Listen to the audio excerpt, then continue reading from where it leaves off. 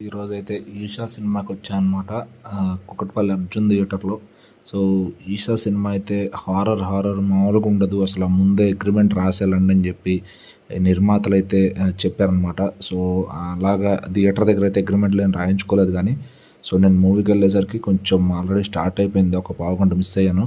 So, అప్పటికి పెద్దగా story ఏం జరగలేదు. ఇంటర్వెల్ దగ్గర నుంచి స్టోరీలోకి ఏదో వెళ్ళాడు గానీ, పెద్దగా ఇంపాక్ట్ అయితే కలగలేదు.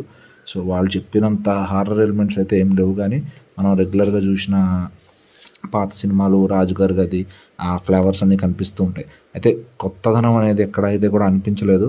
బట్ వాళ్ళు ఎంచుకున్న స్టోరీ పాయింట్‌ని ఇంకా బాగా ఎగ్జిక్యూట్ చేయొచ్చు అనిపించింది. సో, సినిమాకి ఆడియన్స్ అయితే వచ్చిన సౌండ్ ఎఫెక్ట్స్‌కి బాగా క్రేజ్ ఫీల్ అయ్యారు గానీ, సో, సినిమా ఓవరాల్‌గా అంత అయితే అనిపించలేదు. సో, వీకెండ్‌కి టైమ్ పాస్ అయితే అయిపోయింది.